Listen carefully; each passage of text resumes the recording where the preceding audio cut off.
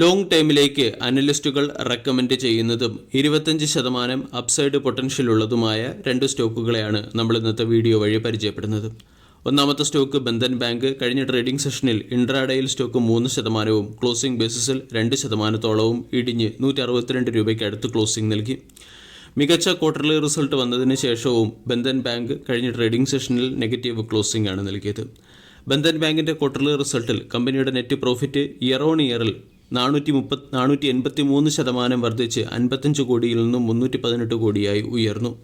എന്നാലും entire financial ഇയറിലെ കമ്പനിയുടെ net പ്രോഫിറ്റിൽ 30% ഇടിവ് വന്നു 3486 കോടിയായി രേഖപ്പെടുത്തി. ബന്ധൻ ബാങ്കിൻ്റെ നെറ്റ് പ്രോഫിറ്റ് ഉയർന്നപ്പോഴും നെറ്റ് ഇൻട്രസ്റ്റ് ഇൻകത്തിൽ ഇടിവാണുണ്ടായത്. നെറ്റ് ഇൻട്രസ്റ്റ് ഇൻകം 4% ഇടിഞ്ഞ് 2756 കോടിയായി മാറി.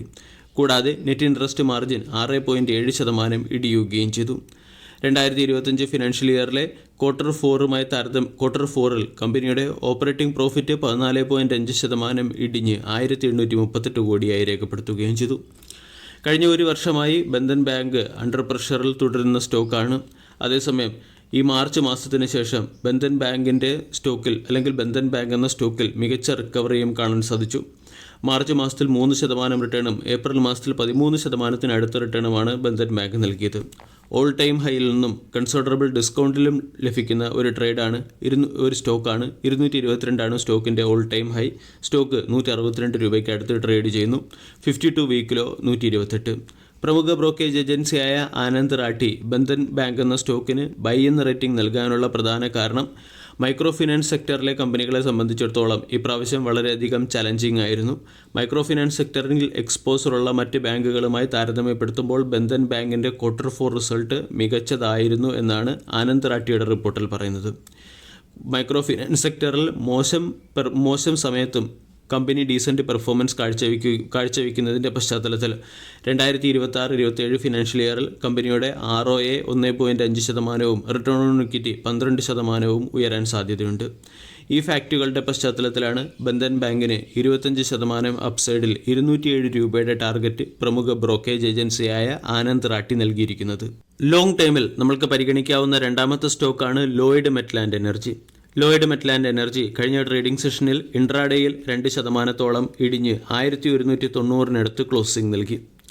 ലോയിഡ് മെറ്റ്ലാൻഡ് എനർജി എന്ന കമ്പനിയുടെ ക്വാർട്ടർലി റിസൾട്ടിന് മുകളിലുള്ള മാർക്കറ്റ് റിയാക്ഷനായിരുന്നു കഴിഞ്ഞ ട്രേഡിംഗ് സെഷനിൽ കാണാൻ സാധിച്ചത്.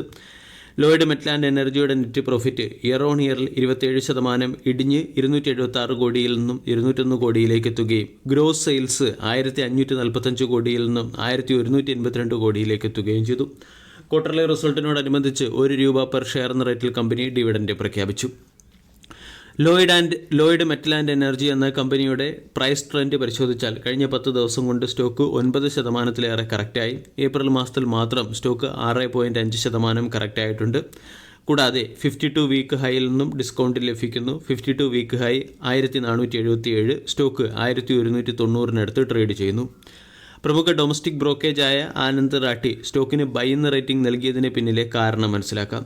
ആനന്ദ് റാട്ടി ബൈ എന്ന റേറ്റിംഗും 1570 രൂപയുടെ ടാർഗറ്റുമാണ് ലോയിഡ് മെറ്റ്ലാൻഡ് എനർജിക്ക് നൽകിയിരിക്കുന്നത്. കറണ്ട് മാർക്കറ്റ് പ്രൈസിൽ നിന്നും 30% ഹയർ സൈഡിലുള്ള ടാർഗറ്റ്.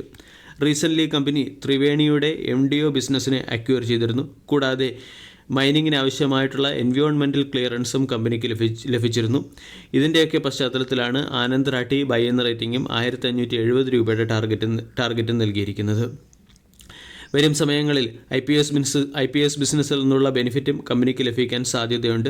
ഈ ഫാക്റ്റുകളൊക്കെ പരിഗണിച്ച് ആനന്ദ് റാട്ടിയുടെ റിപ്പോർട്ട് പ്രകാരം 2026 ഫിനാൻഷ്യൽ ഇയറിൽ കമ്പനിയുടെ എബിറ്റയിൽ 3.5%-ഉം 27 ഫിനാൻഷ്യൽ ഇയറിൽ കമ്പനിയുടെ റവന്യൂവിൽ 2.7%-ഉം വർധനവ് പ്രതീക്ഷിക്കുന്നു.